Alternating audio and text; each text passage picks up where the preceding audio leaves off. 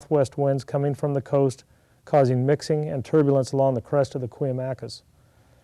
The nighttime winds are usually stronger than normal on the east side due to the west-southwest winds, helping to increase the downslope winds above the normal diurnal speeds. Another normal weather pattern for us in Southern California is the Santa Ana winds. These are caused by a pressure gradient difference and cause extremely strong winds to occur coming from the north and northeast. The greater the pressure difference, the stronger the winds, and usually the shorter the duration of the event. It is not uncommon to have winds up to 50 miles per hour and sometimes higher. Again, the San Diego River drainage channels this wind and it increases in speed as it heads towards the coast. As the Santa Ana winds subside, there is generally a lull or short period of calm before the normal wind flows return to the area, with winds changing direction by as much as 180 degrees. This is a critical time for firefighters, and situational awareness needs to be a priority. Fire history in the San Diego River drainage shows that this is a recurring issue when the fire is in a drainage that is in direct alignment with the winds. The Inaha fire fatalities occurred approximately 2 miles down canyon from the Cedar fire fatality. Both the incidents occurred when the winds changed during waning Santa Ana winds. Keep these weather patterns in mind as we continue on with the Cedar fire scenario. On the morning of October 29th, the fire was over 230,000 acres, 15% contained and burning east and northeast, now under the influence of onshore winds. The air attack on scene was unable to contact ground resources and temporarily grounded all aircraft until the problem with the communication plan could be resolved. Ground resources attempted to contain the fire that jumped the highway, but due to erratic fire behavior, they disengaged. The fire continued to burn north along the west ridge of the San Diego River drainage. On the morning of October 29th, the Novato Fire District Engine 6162 was assigned to a task force of various type engines and staged at Gillespie Field in El Cajon. Yeah, at Gillespie Field. We had a safety briefing at that point down there, prepped our engine, made sure everything was good, and then we headed up this direction. We made it here to Santa Isabel, and we stopped on the side of the road just up around the corner here, where our strike team leader, or a task force leader, got into another safety briefing and discussed what our plans were going to be. We saw some column. Most of it was just like little smoke here and there, but nothing that indicated major fire behavior. It was just a nice day. It wasn't real hot. I believe that later on that day the temperature was 78 degrees. It was just a nice day, just like today. Nice sunny day. No real wind, just a light breeze, occasional light breeze. Everything was pretty uneventful up to this point. We hadn't really seen any extreme fire behavior. In fact, when we watched as it skipped across the road and onto the hillside, it was just pretty much skunking around. It was not really doing a whole lot. At about 10:20, the task force was briefed in Santa Isabel by the division supervisor and assigned to do structure protection in the Riverwood Estates area. While en route, they drove right past the Inaha Memorial. The Inaha fire took the lives of 11 men at 8:05 p.m. on November 25, 1956, approximately 2 miles down canyon from the Riverwood Estates. On the Cedar fire, the Novato engine crew 6162 arrived in the Riverwood Estates at about 10:30. Firing operations around the structures had been completed and mop-up operations were occurring. By 11 o'clock, the division supervisor redirects the task force, including engine 6162, to Orchard Lane. When we first drove up this road, we didn't see any fire until we got past the Liss residence, and that's when the fire started sweeping across those two little knolls right there. It was going across there, and moving in the northern direction. We hadn't seen anything real radical up to this point, and we were thinking, I mean, we'd just drive right over a fence like this if we needed to, and we'd be out in a stubble field, and we could just sit in the engine and watch it for an hour with the height of the grass that we had. if we needed to. Was the grass real similar to this or even lower? Oh, it was way lower than that. I mean, it was stubble. I mean, it was 2-3 inches deep at the most. I believe that's probably why it didn't really burn that well.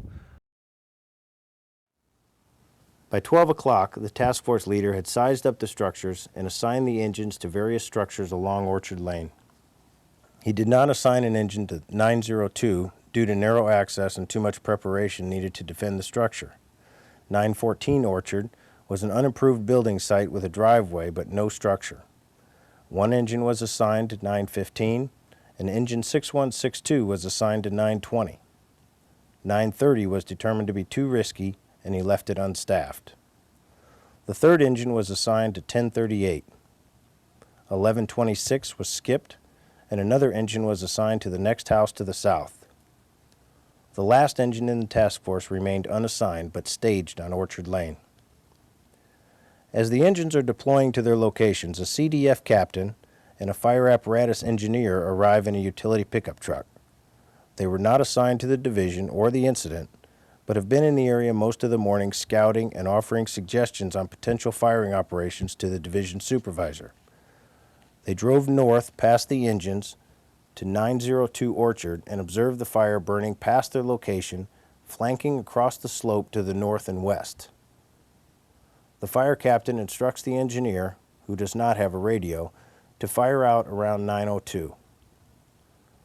The captain drives down to Orchard Lane, tells the unassigned engine in the task force to help with the burning operation at 902, and makes face-to-face contact with the task force leader. He states his intentions to burn out and his need for the engine. The task force leader tells the captain they are communicating on tactical channel White 3. Later, after unsuccessful attempts to contact the task force leader, the captain realizes that it was White 3 on the 800 megahertz radio, and he only had a VHF radio. The task force leader believed the captain was going to coordinate and work with the engine at 902. He tells the engine crew to support the firing operation. At about this time, a federal hotshot crew and 2 bulldozers arrive at the north end of Orchard Lane. One bulldozer and part of the hotshot crew start direct perimeter control near 902. The task force leader sees them arrive and assumes they are coordinating their efforts with the firing operation. Engine 6162 back their engine up the driveway at 920 and conduct a safety briefing. They then begin to prepare to defend the structure. From their vantage, the predominant fire is flanking from the north near 902. The first thing that we did when we got up here was we discussed where we were going to go, where our safety route was, and where we were going to go in case things blew up.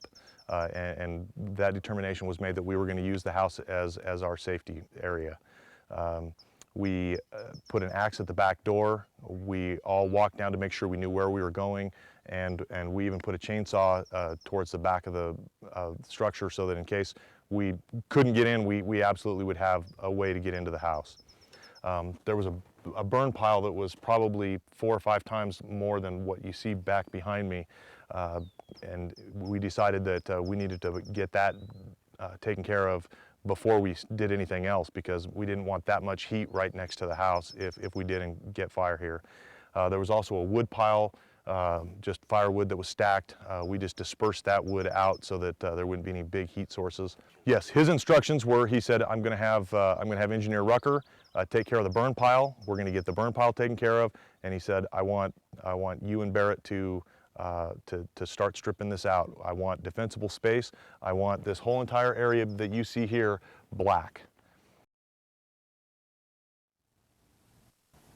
After firing around 902, the captain and the engineer drive down Orchard past 920 to 930. He instructs the engineer to fire out from south to north and then take the line of fire north to the next house, which was 920. The firing operation quickly generates fire spread to the east and is knocked down by a helicopter bucket drop.